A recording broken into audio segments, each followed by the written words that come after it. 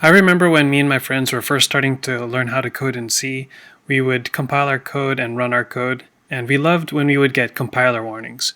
Because when we would get compiler warnings or compile errors, we already knew, or it would give us an idea of what was wrong with our C code.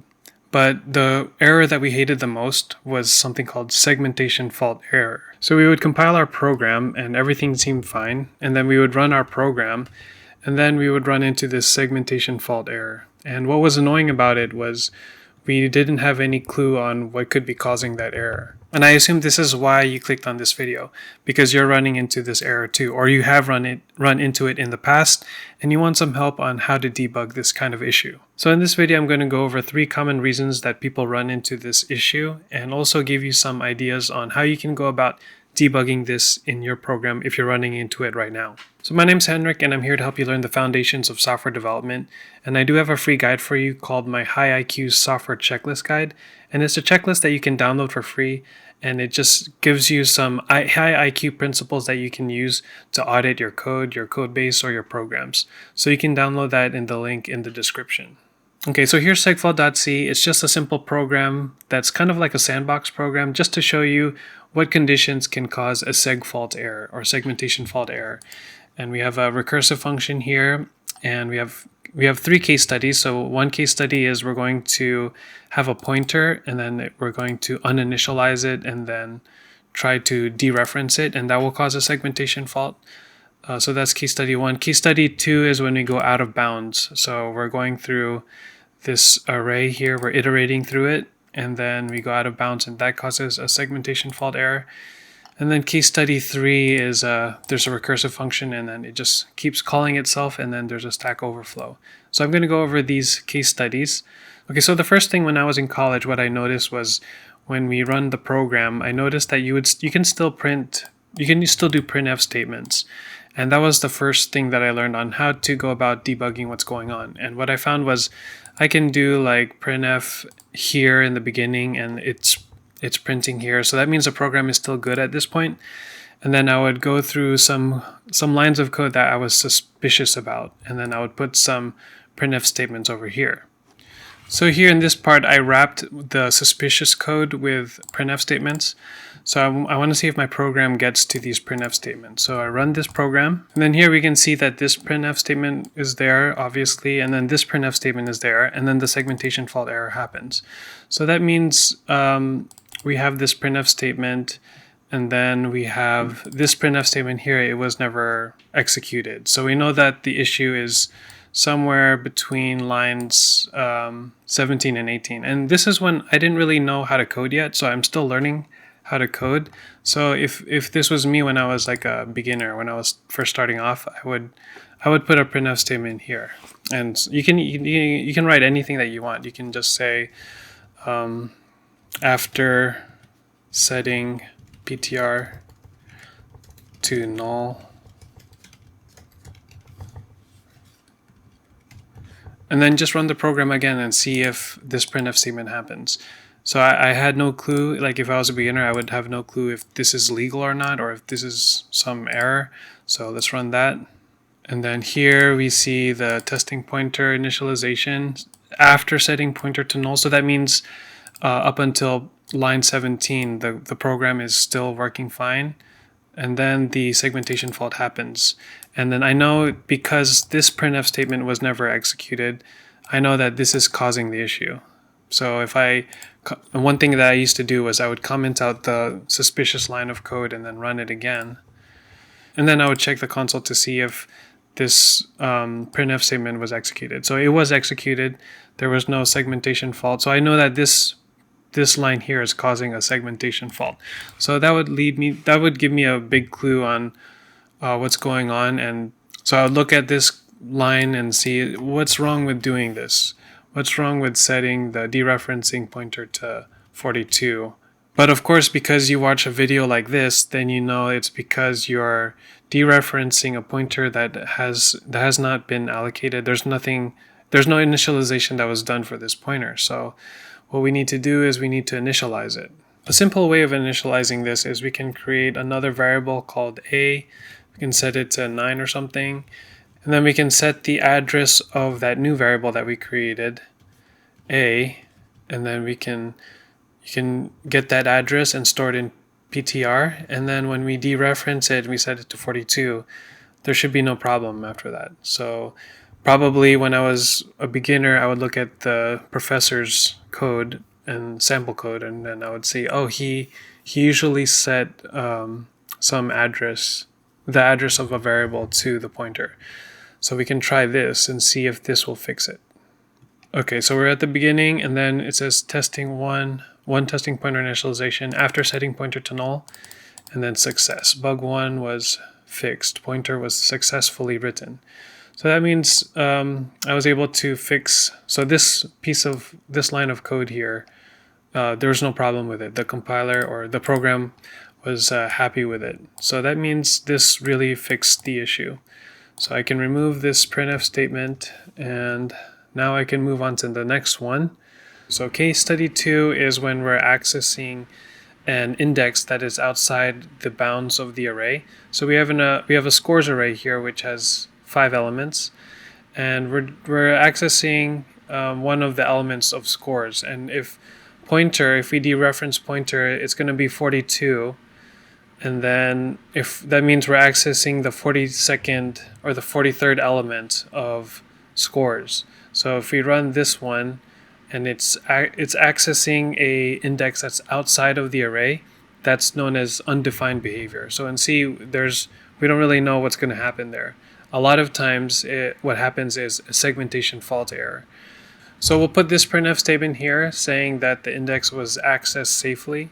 So let's run this and see if the program can access, well, we know right now that it's trying to access the 43rd index, which is index 42, but that's undefined behavior, so it may or may not work. So let's run this one and see what happens. So it says here index was accessed safely. So the score was 145.16224. So that doesn't make any sense because that's not one of the scores in this array here. And so it's accessing some memory location that is not part of this array. And so what we need to do, if we want to see the segmentation fault error, we have to let's use a really high number like 4,000 maybe, and then we'll see what happens. Okay, so there we see that bug 1 is fixed, pointer successfully written.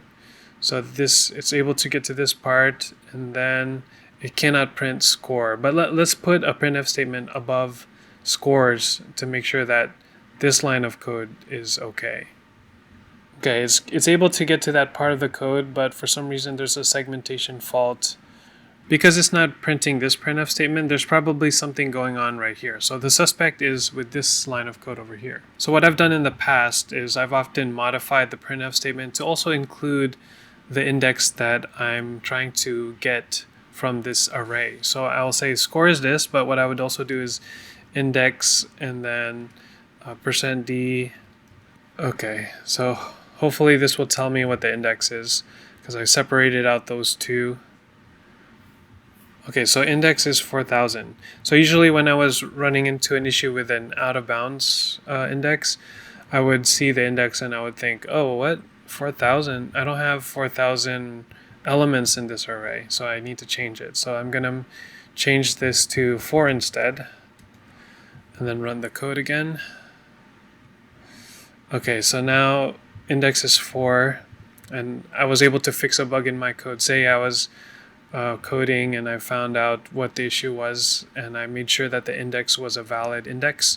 So I made sure the index was a valid index, and then the score was accessed 50. So right here, the fifth index rather, index 4, and success index access safely. So now I'm able to get through this case study, and I was able to find out that the segmentation fault error was because I was accessing the array out of bounds.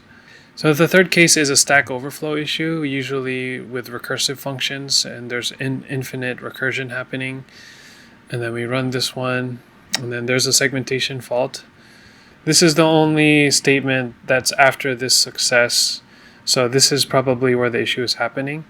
But what I would like to do is I would like to go inside the function, and then maybe I put a printf statement in here that tells me what the value of the counter is. Okay, so I'll put a printf here, stack frame depth, and then I'll just print the counter. And then this is what I would do is it would tell me how many times this recursive function is being called. Because the first time we put a 1 in, so the first time it should be 1, and then we pass 1 plus 1 to, and that would be 2. And then we're going to see a 2 here. So if we run this one, let's see what happens. Okay, so we see that the function is being called recursively. So the counter just keeps going and going and going and going. And then eventually we reach a stack frame depth of 7689.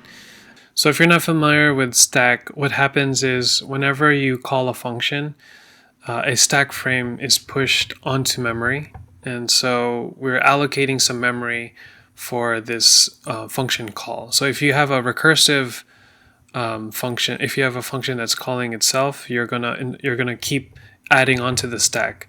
The stack only disappears, or the memory of that's allocated for a function only disappears when the function returns.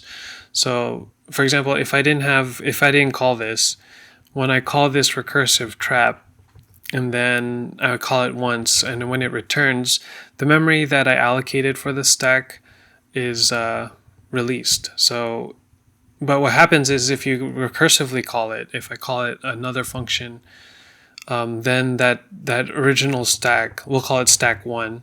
Say here we call this function, and then stack 1 is allocated in the stack memory, and then we come here, and then I comment this out, and then say I finish this function. When we return this function, stack 1 is released. So that part of memory can be used, and there's no problem there. But what happens is if I call another function inside stack 1, then stack 2 is going to be allocated onto the memory.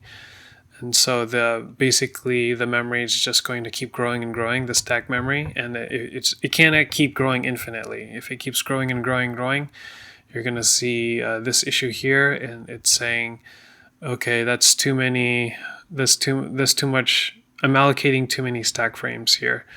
And so then we'll have a segmentation fault error. So what we can do to make sure that we don't infinitely call this, we don't have an infinite recursion, is we can put a condition when we stop the recursion from happening. So we put an if statement, and if counter is like, we'll say equal to 5, then we can return. And so we can say, we can stop the recursive function from being called again. So if counter is 5, I'm not going to do this anymore. I'm going to stop it there. I'm going to make sure that this infinite recursion doesn't happen. So it's only the max frame depth is going to be 5. So I should only see up to 5. And then it's not going to call this function anymore. We need to add a case for the recursion to end. So that's how you can make sure you don't have an infinite recursion that will eat up all of the stack memory. So what we're going to do is, so let's run this one. And then there you go. So when we hit the 5th case, when we hit the counter was 5, we returned, and then everything was fine. So we don't have any segmentation fault error anymore. Okay, so let's just do a summary of the case study. So the first case study we went over was we were dereferencing a pointer, but we didn't initialize it properly, or we didn't allocate any memory for it. So that was the first issue, and this is a pretty common one. Second one is array out of bounds, another common one where you're accessing some memory that we haven't defined, or we don't have the array, it doesn't go up to that point, and so you're accessing outside of the array. Actually, you're accessing some memory that may not be allocated. So that can be undefined behavior usually, or a lot of times it turns into a segmentation fault error, like we saw earlier. And then another one is a recursive function, like an infinite recursion, or almost infinite, like we just keep calling functions Sometimes it doesn't even have to be a recursive function. Sometimes it can also be like your program is just so complicated that you're calling this function, that function calls that function, and this function calls that function. And then you, in your program, you have a limited, or you set for your project, you have a set limit for how much memory is allocated for your stack. And all you need to do in that case is probably increase your stack memory so that your program can go through all of those functions, like, because this issue happens when you're calling a function that's calling another function, and that's pretty common for programs. So you just need to increase your stack memory, and maybe that's the fix that you need for your program. And if you don't have much memory that's there, then you can only call a certain number of functions. Like, you can only go down so deep in terms of a function calling another function. So this, it's either you simplify your program a little bit so you don't call multiple functions within a function within a function. Sometimes you can't control that because you're calling a library, like, so you don't have control over that library, maybe, and then that library has a function calling another function calling another function. Sometimes you can't control that. So probably it's either you simplify your program or you give your program more memory for the stack. The general tip that I'm leaving you with this video is use a lot of printf statements. That was the surefire way for me when I was starting out on how to find where the issue was happening. So you just put some printf statements everywhere, and then you can isolate which line of code is causing the issue, and then you can comment out that line of code and see if your program is fine. And then if it's fine, then you know that something's wrong with that line of code there. Alright, that's it for this week's video. I hope it helped you out and gave you some ideas on how you can go about debugging your segmentation fault error, and also maybe give you some clues on what could cause this kind of error. And if I didn't go over your case, I'd love to know what caused your segmentation fault error. If you have any stories like that, please leave them down in the comment section. I'd love to hear what kinds of errors you're running into. And if you would like to get a checklist, a free checklist that you can use to audit your code, you can download my High IQ Software Checklist Guide. It's a free guide, and you can just go through all of these high IQ principles to see if your code base is following those high IQ principles. You can download that in the link in the description. And if you would like to go through a project that will help you go from being a junior programmer to a professional programmer, you can check out this video over here, and I'll see you in the next one. Peace.